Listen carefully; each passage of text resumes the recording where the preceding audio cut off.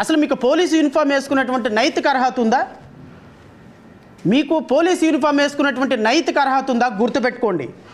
ఈరోజు ముఖ్యమంత్రి చంద్రబాబు నాయుడు ఈరోజు మాకు అధికారంలో పోస్టింగ్లు ఇచ్చేటువంటి వ్యక్తులు ఉన్నారు కదా అని ఈ విధంగా మీరు పోలీస్ ఇన్వెస్టిగేషన్ చేస్తే పోలీస్ యూనిఫాము విప్పదీసి రోడ్డు మీద నుంచేబెట్టి తన్నే రోజులు, ప్రజలే మిమ్మల్ని తన్నే రోజులు ఒకరోజు వస్తాయి. ఒక సామాన్యుడు పొల్యూషన్ సర్టిఫికెట్ లేకుండా రోడ్డు మీద బండి మీద వెళ్తుంటే, పొల్యూషన్ సర్టిఫికెట్ లేకుండా వెళ్తున్నావు 10,000 రూపాయలు కట్టు, సిగ్నల్ జంప్ చేసావు 20,000 రూపాయలు కట్టు, నువ్వు రాంగ్ సైడ్ పార్కింగ్ చేసావు 1,000 రూపాయలు కట్టు అని కలెక్ట్ చేసేటువంటి పోలీస్ వ్యవస్థ, 1,000 రూపాయలకి 2,000కి 3,000కి లంచాలు తీసుకుంటే 20 సంవత్సరాల పాటు ప్రాసిక్యూషన్ చేసే ఏసీబీ వ్యవస్థ, 15,000 డాక్యుమెంట్లతోటి ఛార్జ్ షీట్ ఫైల్ చేసి ముఖ్యమంత్రి చంద్రబాబు నాయుడు గారు మరలా మంత్రి నారాయణ, మరలా ఐటీ శాఖ మంత్రి నారా లోకేష్ అయిపోయేటప్పటికీ కేసులన్నీ, ఆధారాలన్నీ ఆవిరైపోయి ఊష్ గప్ చూప్ సంబార్ బుడ్డి అని అసలు చంద్రబాబు నాయుడు గారు అద్భుతమైనటువంటి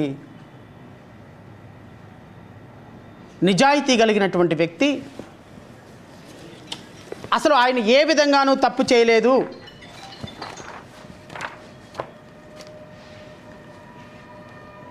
మా క్లయింట్కి సర్వ్ చేసినటువంటి నోటీస్ కూడా చెప్తా. ఈ కేసులో నేను ఇంతకుముందు చదివి వినిపించాను కదా, ఇన్వెస్టిగేషన్ ఆఫీసర్ గారు రాసింది, వారు రాసిందే నేను మళ్ళీ చదివిస్తా. After reviewing the entire case, అంటే ఇప్పుడు ఈ ఫైనల్ రిపోర్టు 2026లో ఈయన ముఖ్యమంత్రి కాకముందు, అంటే ఈ దేశంలో ఏం చెప్పదలుచుకున్నారంటే సిఐడి డిపార్ట్మెంట్ వాళ్ళు ముఖ్యమంత్రి కాకముందు తప్పు చేసి ఉండొచ్చు, కానీ ముఖ్యమంత్రి అయిన వెంటనే తప్పులన్నీ పునీతమైపోయి పరమ పాపాత్ములందరూ పుణ్యాత్ములు అయిపోతారు అని చెప్పదలుచుకున్నటువంటి ఏసీబీ సిఐడి డిపార్ట్మెంటు నెలలేని బాయిలో దూకండి ఎక్కడైనా సిగ్గుశరం లేకుండా. మీరెట్లా ఇన్వెస్టిగేషన్ ఆఫీసర్లు అయ్యారయ్యా? మీరు ఎలా ఇన్వెస్టిగేషన్ ఆఫీసర్లు అయ్యారు? అసలు మీకు పోలీసు యూనిఫామ్ వేసుకున్నటువంటి నైతిక అర్హత ఉందా? మీకు పోలీసు యూనిఫామ్ వేసుకున్నటువంటి నైతిక అర్హత ఉందా? గుర్తుపెట్టుకోండి. ఈరోజు ముఖ్యమంత్రి చంద్రబాబు నాయుడు ఈరోజు మాకు అధికారంలో పోస్టింగ్లు ఇచ్చేటువంటి వ్యక్తులు ఉన్నారు కదా అని ఈ విధంగా మీరు పోలీస్ ఇన్వెస్టిగేషన్ చేస్తే పోలీస్ యూనిఫాము విప్పదీసి రోడ్డు మీద నుంచేబెట్టి తన్నే రోజులు, ప్రజలే మిమ్మల్ని తన్నే రోజులు ఒకరోజు వస్తాయి. ఎప్పటికే పోలీస్ డిపార్ట్మెంట్ అంటే సిగ్గులేని, అది ఒక కరప్ట్ డిపార్ట్మెంట్ అని సామాన్యుడి దగ్గర నుంచి, రిక్షా దొక్కునే వారి దగ్గర నుంచి సాధారణమైనటువంటి న్యాయవాది వరకు మీ మీద ఒక ఒపీనియన్ పోయింది. మీరు తినేది రక్తపు కూడు, మీరు తింటుంది ప్రజల దగ్గర నుంచి, ప్రజల పన్నుల్లో నుంచి డబ్బులు కట్టించుకొని యూనిఫామ్లు వేయించుకొని సిగ్గు లేకుండా సెల్యూట్లు కొట్టించుకున్నటువంటి మీకు అసలు ప్రజాస్వామ్యంలో పోలీస్ డిపార్ట్మెంట్ అని మాట్లాడుకునే అర్హత ఉందా అని అడుగుతున్నాను నేను. నాకు నోరుంది కదా, నోటికి వచ్చినట్టు మాట్లాడేస్తాను అని అనుకోవడానికి ఇంతకుముందు గవర్నమెంట్ కాదు. ప్రజల్ని రెచ్చగొట్టే విధంగా మాట్లాడడం కానీ, సమాజంలోని ఇబ్బందులు పడే విధంగా, సమాజంలో ప్రజలు కూడా ఇబ్బంది పడే విధంగా కనుక మాట్లాడే పరిస్థితి ఉంటే కనుక వాళ్ళ మీద ఎట్టి పరిస్థితి చట్టపరమైన చర్యలు తీసుకోవడానికి ఎక్కడా కూడా బ్యాక్ స్టెప్ వేసే పరిస్థితి అయితే ఉండదు. ఒకటి మాత్రం చాలా క్లియర్గా గుర్తుంచుకోవాలి, ఇది మీ గవర్నమెంట్ కాదు. నోటికి వచ్చినట్టు బూతులు మాట్లాడతాము, నోటికి వచ్చినట్టు ఏది మాట్లాడినా చెల్లుబాటు అయిపోతుంది, మమ్మల్ని ఎవడు ఏమీ చేయలేడు అనుకునే గవర్నమెంట్ కాదు. ఇది ఎన్డీఏ గవర్నమెంట్. ఎన్డీఏ గవర్నమెంట్లో తప్పు చేసిన వాడు ఎవడైనా కూడా శిక్ష ఒకలాగే ఉంటుంది. నువ్వు నోటికి వచ్చినట్టు రెచ్చగొట్టే విధంగా మాట్లాడతాము, దానికి మాకు సంబంధం లేదు, మీరు మమ్మల్ని ఏమీ చేయలేరంటే కనుక ఊరుకునే ప్రసక్తి అయితే ఉండదు. లీగల్గా అడ్వైస్ తీసుకుంటాము, డెఫినెట్గా చట్టపరమైన చర్యలు అయితే తీసుకుంటాం. వాళ్ళ మీద చిన్న ఈగ వాలిన, వాళ్ళ మీద ఘాటు పడ్డా, చిన్న గీటు పడ్డా కూడా మీరే బాధ్యత వహించాల్సి వస్తుంది. దీన్ని సుమోటోగా కింద తీసుకుంటాం. అధికారులు వాళ్ళకి కర్తవ్యాన్ని నిర్వర్తిస్తుంటే మీరు ఇలా బెదిరిస్తే అధికారులు ఎవరు బెదిరిపోరు. అలాగే గత కాలంలో ఉన్న ఉన్నతాధికారి ఒక ఆయన ఐపీఎస్ అధికారులందరినీ పిలిచి ఆయన చెప్పే మాట ఒకటే, ఈ ప్రభుత్వం 20 సంవత్సరాలు ఉంటుంది, అందుకని మీరు ఇష్టారాజ్యంగా చేసి మీరు లైన్లో పడకపోతే మీరే ఇబ్బంది పడతారని చెప్పి వాళ్ళ చేత ఘోరమైన తప్పిదాలు చేయించారు. పాపం ఇంట్లో 7 ఏళ్ల బిడ్డ ఉన్న ఒక మహిళని కూడా పాపం ఆయన షిప్ క్యాప్టెన్, ఆయన కమర్షియల్ షిప్ క్యాప్టెన్, ఆవిడని కూడా అటెంప్ట్ మర్డర్ జైల్లో పెట్టేశారు. చిన్న ఇలా రోడ్డు మీదకి వచ్చి ఎవరు నిరసన చేస్తాను చూస్తుంది. చూస్తుంటే ఆవిడ. మేము అలాంటి ప్రభుత్వం కాదు.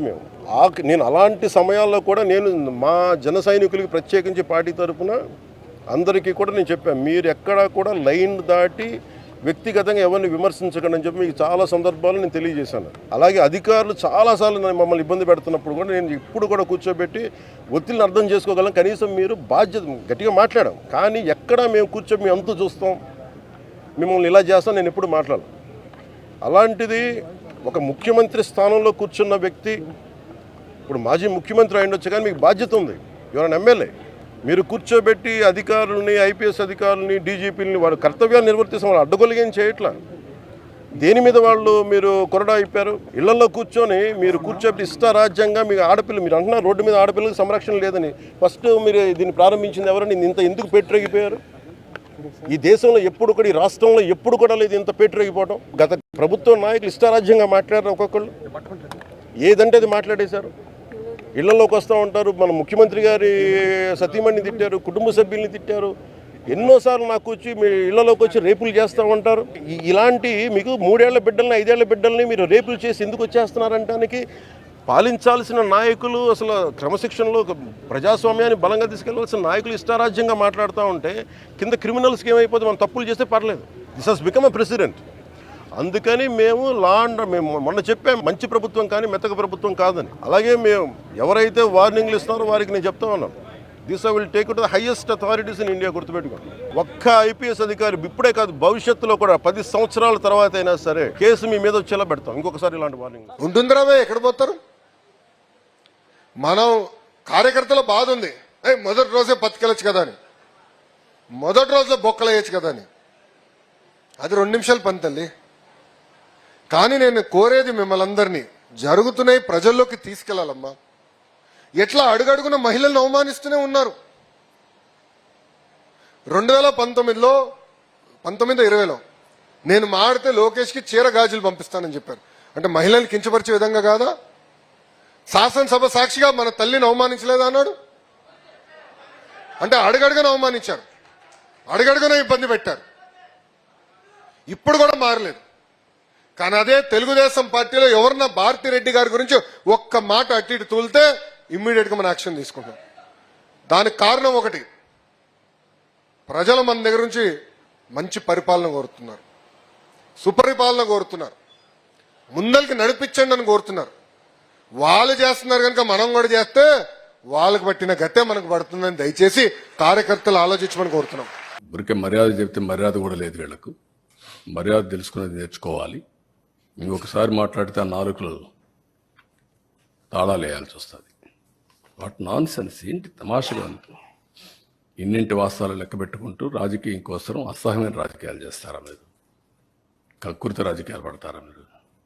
మాట్లాడేవాళ్ళు లేరని మీ ఇష్ట ప్రకారం మాట్లాడతారా? విషం కక్కుతారా?